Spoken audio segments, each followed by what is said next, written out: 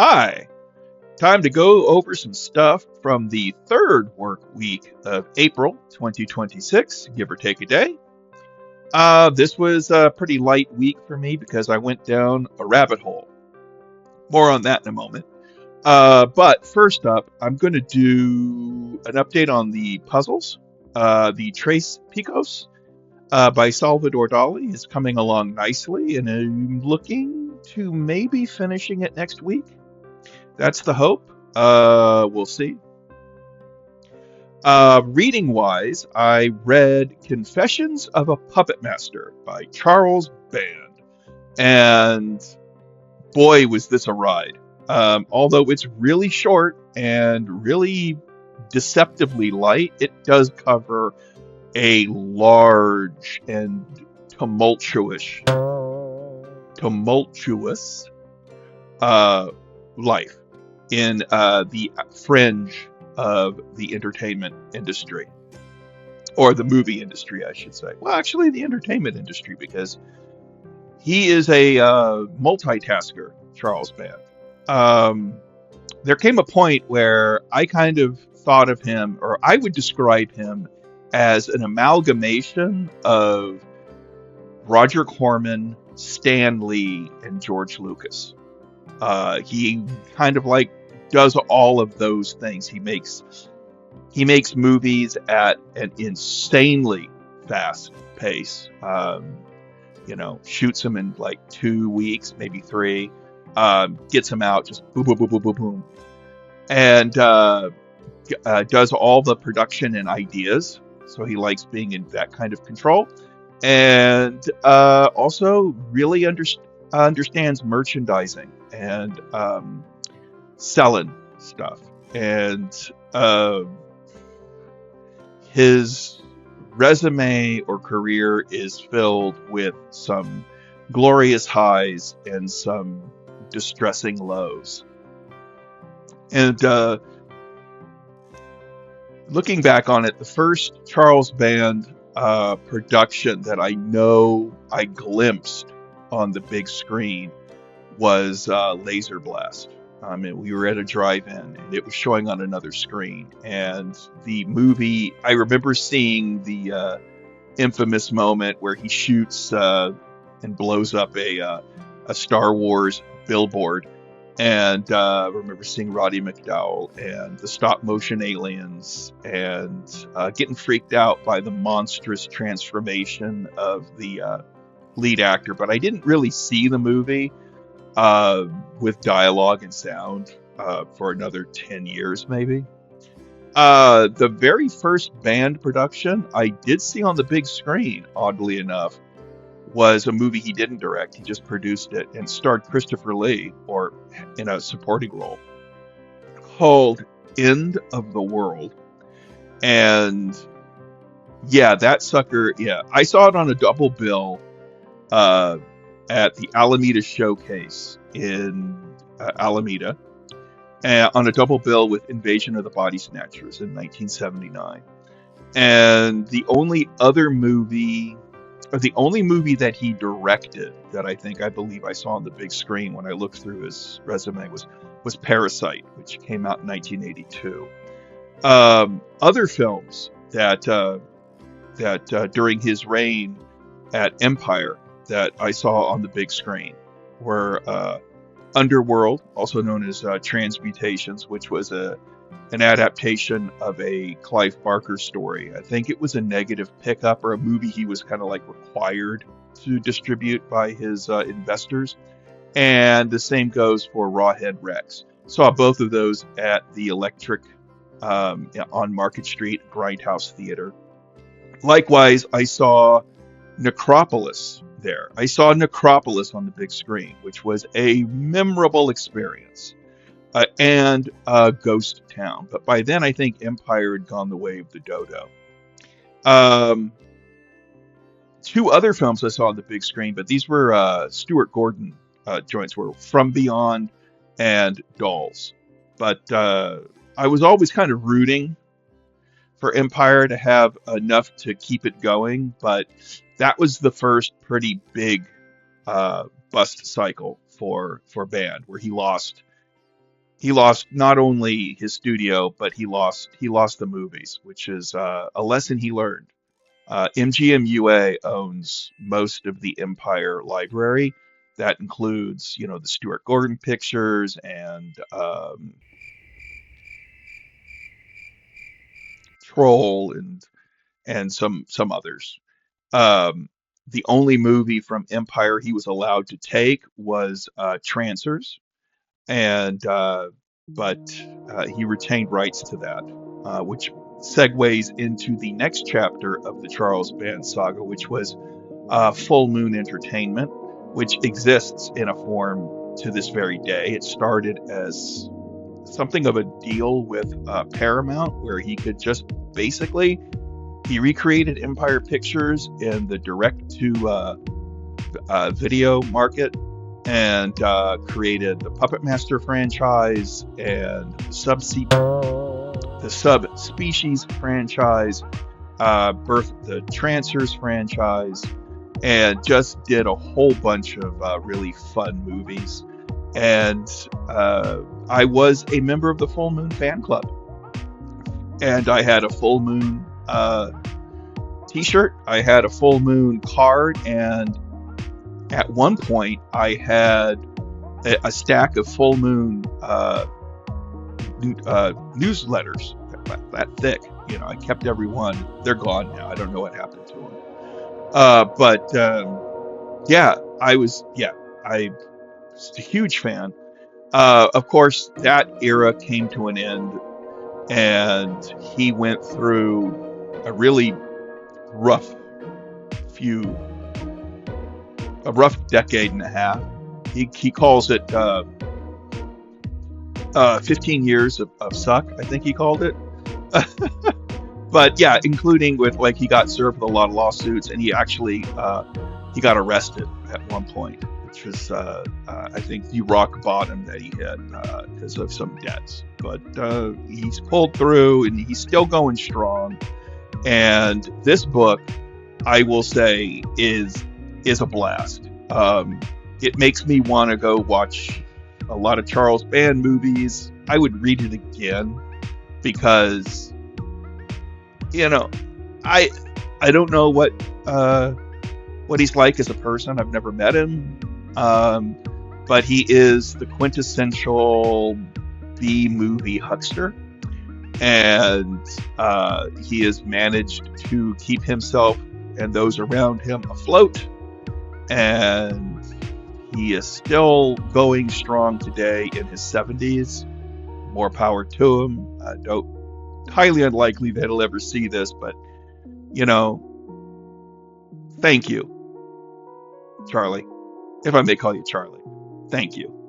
A lot of great memories and a lot of fun movies, and yeah, I will say this: he did a couple of giant monster movies. He did one called Craw, the Sea Monster, which is a guy in suit movie, really cheesy. It's kind of like, imagine Mighty Morphin Power Rangers and Godzilla, kind of like mixed together.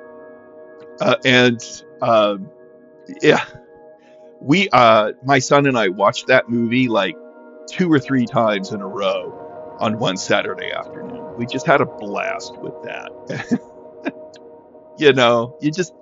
Yeah. So I give this one 5 stars. It's as much fun as one of his movies, if you're into that kind of thing. And yeah,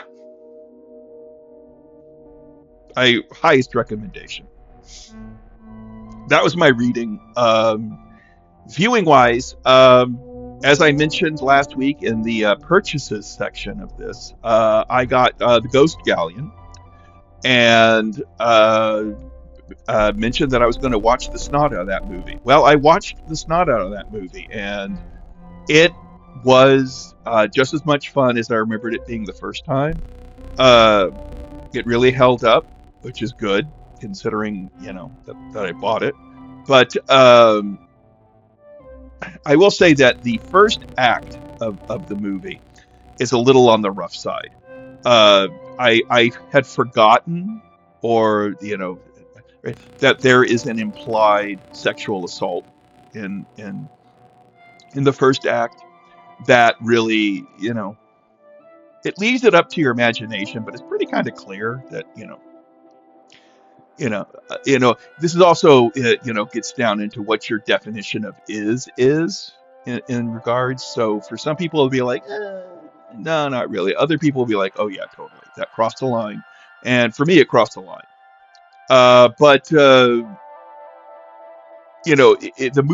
movie's really fast paced, and after that awkward first act, they finally, when they get on the boat, it's all stops are pulled out, or whenever they're on the boat. It's just atmospheric, and no time wasted for the blind dead to start like claiming victims. And this was the one that really kind of like stands out, because the other three films in the tetralogy, I think it is, because there was 4 pictures, Tombs of the Blind Dead, Return of the Evil Dead, and Night of the Seagulls, all kind of like, we're all landlocked and basically involved like cursed locations or cursed towns and what have you. Whereas the Ghost Galleon kind of like utilizes a Flying Dutchman trope and has them on a boat that kind of like goes through like a ghost ship that claims smaller ships at sea, and just kind of like a floating devil's triangle, and which is a nice change of pace. And the movie just, like I said, it's atmospheric. The Blind Dead are always really just delightfully creepy, and the movie is just a blast. And talking about it, I might watch it again today. Who knows? I love me my Blind Dead. Moving on, that was basically it, because I went down a rabbit hole. I had been missing doing my slideshows, and I got this idea in my head and started perseverating about it. And eventually just went down a rabbit hole of making slideshows of the movie ads that I discuss on these episodes of Stuff of the Week, and showing them, but also with a clip or a still shot from the film, usually from like the IMDb or something like that. But just doing that and to give an idea of the movies, their look, their feel, or whatnot. And I had been missing doing slideshows, so other reading time, other review time, and everything were kind of like eaten up by that rabbit hole. But I'm caught up now, and the first 2 volumes, which for sanity's sake, I just started when this became Stuff of the Week, and kind of like, I'll leave Stuff of the Month stuff from last year. We'll just start January 1st this year and move forward. And I'm caught up, and there'll probably be a volume 3 at the end of the month. I think every month, a recap of the movie ads that popped up here from Ghoulies, Ghosties, and Long-Legged Beasties, and the newspaper ad archive will be the ones. That's a great segue into getting into the Wayback Machine and going through vintage newspaper ads from dates concurrent with those of the work week of the 3rd week of April 2026, which is Monday, April 13th through to Friday, April 17th. So let's get in and hit that switch and see where we stop first. And April 13th, 1978. And the psychic thriller The Medusa Touch, starring Richard Burton and Lee Remick, starts tomorrow. Now, this is a movie that I do remember seeing the ads for in the paper, and I think some ads on television, some TV spots. And I'm pretty sure that I saw the trailer for it on the big screen, but I can't be 100% certain. But I do know that I did not see the movie itself until it aired on the CBS Late movie.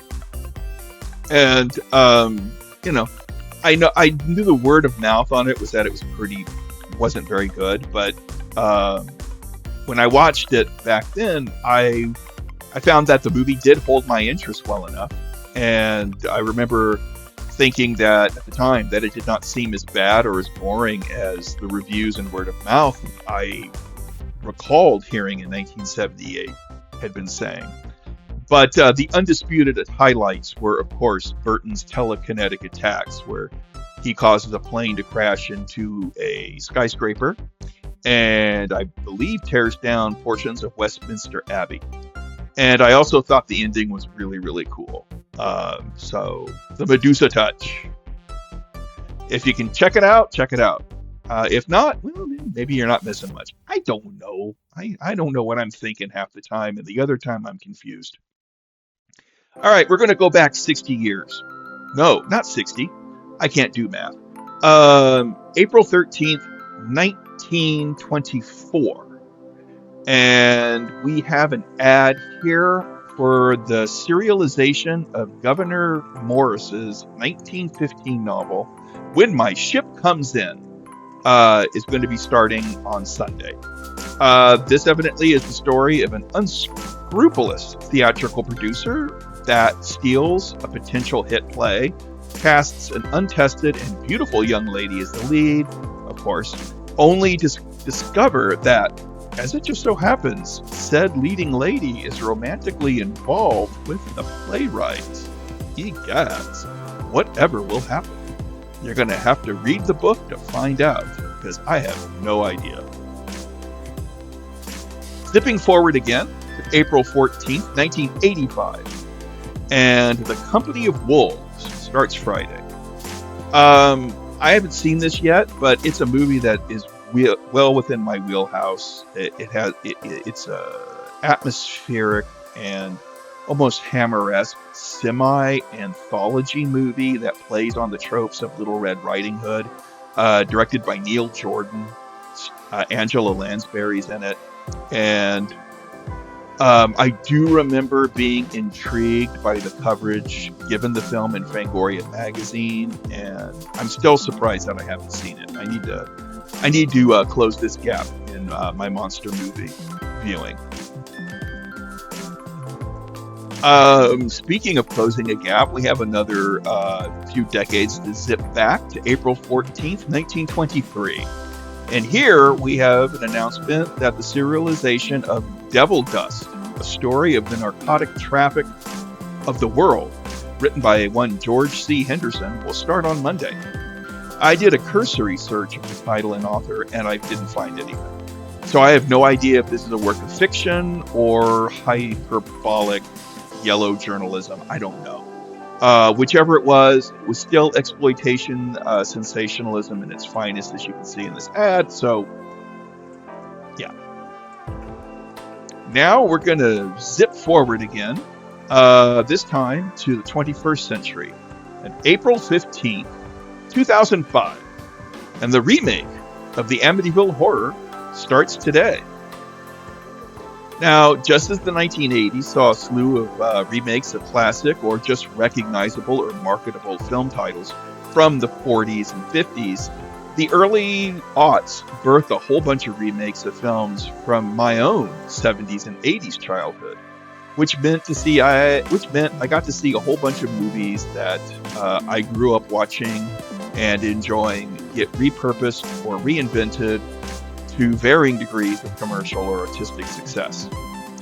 Now, I gave the Amityville Horror a pass when it came out, as by that time my whole infatuation or interest in the franchise had dimmed, and nothing about it seemed all that different or even interesting to me, although there might be some who will watch it because it features an early turn by Ryan Reynolds. But I do think that Stephen Kaplan's self-published, entertaining, and fascinating book, The Amityville Horror Conspiracy, they made that into a movie, I would gladly pay to watch it, but I don't know who would. All right, we're going to zip back again to the early 20th century, to April 15th, 1920, and an ad for the April 1920 issue of Physical Culture magazine. The selling point of this issue is an article rife with body dysmorphia about how a woman saw the Venus de Milo and came to the realization that is how God intended us to be. She then looked at her own puny, shrunken figure and wept tears of self-loathing. Ooh. Venus had spoken to this frail American girl and given her eloquent advice. The contour of this perfect figure had pointed the way to health, attractiveness, beauty, and life. Horseshit. Yeesh. This is, yeah. Mm-mm. Body types are different. You know, good diet, good exercise, but yeah, the perfect, how, God intended us to be or look, it'd be a hell of a lot easier to achieve that if it was intended to be that way. That's my thought on it. Shame on Physical Culture magazine.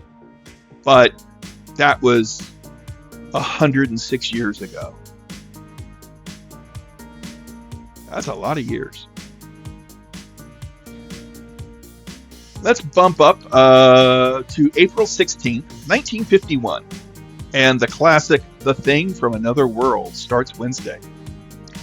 Now, this movie really doesn't need or require any introduction. But I will say this is one of those movies where I think you can see the DNA or its footprint or its fingerprints or its influence on just about every subsequent monster movie that followed it. I also think that on many levels, I think it's a movie that I don't think is capable of being surpassed. It can be equal, sure, but surpassed, I don't think so. This one is one that's just like chef's kiss. It's a perfect movie. And as much as I love the John Carpenter remake or interpretation, and I think that film is great in its own way, this movie just has aged like fine wine. It's just, yeah. If you haven't seen it, you should see it. It's a great picture. Now we're going to go to April 16th, 1921, shoot back 30 years, and a little note that the serialization of George C. Henderson's story of the worldwide traffic in narcotics, Devil Dust, is starting today. This ad also informed me that Henderson penned something called The Quist Mystery, which I assume was another serial, but I looked it up and I couldn't find anything about it. Again, a cursory search just did, maybe it's on the Internet Archive. I didn't look, but all right, we're going to shoot back now, shoot forward to April 17th, 1980, and the apocalyptic revenge actioner Mad Max starts tomorrow. Now, this was another film whose soundtrack I received in a Christmas package in the early 80s without having seen the actual film it was for. It would be years before I watched the first Mad Max on, I believe, Vestron Home Video. And it would be long after I think I had seen both The Road Warrior, which was known as Mad Max 2 in its native Australia, and Mad Max Beyond Thunderdome, which was which is one of two Mad Max adventures I saw on the big screen, the other being Mad Max Fury Road. Now, all of those, I think, are superior to this admittedly modest road cop action thriller, but it is nonetheless a quintessential and legendary piece of Ozploitation, and well worth seeing if you can look past some of its shortcomings and its problematic start. But everybody, everybody's different. But the Mad Max saga started here with an attention-grabbing snarl of dystopian angst. And now we shoot back about 59 years. Our last stop here is this ad from April 17th, 1921 for Paul Elders, which is having a removal sale as it appears to be changing locations. So it's selling off everything and we'll be opening up at another location. It is also selling the library of one Mr. George Buckingham, a library that features, quote, standard sets and volumes, rare and original English editions, and many miscellaneous books, practically unprocurable, which would probably be a unique and unusual opportunity for collectors of that era. But yeah, and there we have it. Here we got another week in the bag. And it's time for me to get started on the next. So let's all have fun. And if we find ourselves going down rabbit holes, just enjoy the ride. Bye.